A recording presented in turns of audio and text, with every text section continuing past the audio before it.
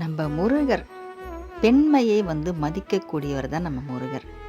தன் மனைவி வள்ளி அம்மாவோட கால்களை அவர் அவங்க கால் வலிக்கக்கூடாதுன்னு அவங்க காலை பிடிச்சு விடுவார். முருகர் வள்ளி அம்மாவை கல்யாணம் பண்ணி அவங்க தூங்கக்கூடிய அந்த முதல் இரவில் வள்ளி அம்மாவோட காலை அழுத்தி விட்டுருக்கார். அப்போ வள்ளி அம்மா நீங்கள் ஏன் என்னோட காலை பிடிக்கிறீங்க அப்படின்னு கேட்டபோது அவர் சொல்லியிருக்காரு, என்ன அடையிறதுக்கு நீ எவ்வளோ கஷ்டப்பட்டிருப்ப, இந்த கால்கள் எங்கெல்லாம் நடந்திருக்கும். பெண்மை என்றது ரொம்ப ரொம்ப மென்மையானவங்க. அவங்கள எப்போவுமே நம்ம துன்புறுத்தக்கூடாது. அவங்களும் அவங்க முயற்சி செஞ்சு ஏதோ அவங்க பண்ணிட்டு இருக்கும் போது அவங்களுக்கு நம்ம உறுதுணையாக இருக்கணும். அவங்கள நம்ம எப்பவும் கஷ்டப்படுத்தக்கூடாது. எந்த ஒரு தவறான வார்த்தையும் நம்ம அவங்கள பேசக்கூடாது.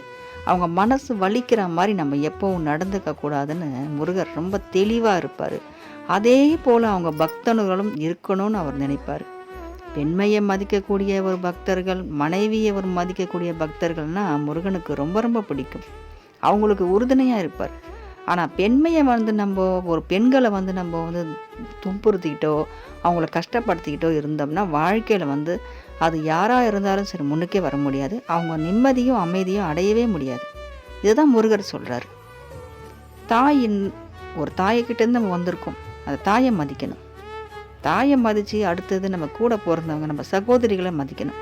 நம்மளால் முடிஞ்ச அளவுக்கு அவங்களை ஏதாவது சந்தோஷப்படுத்துகிற மாதிரி நம்மளால் முடிஞ்சதை செய்யணும். அடுத்தது மனைவி, அவங்களுக்கு நம்ம முழுமையாக இருக்கணும். நம்மளால் என்ன முடியுதோ அதை செய்யணும். அவங்க நிறைய ஆசைப்பட்டாலும் நம்மளால் என்ன முடியுதோ அதை நம்ம செஞ்சோம்னா முருகனுடைய அருள் நம்மளுக்கு நிச்சயமாக கிடைக்கும்.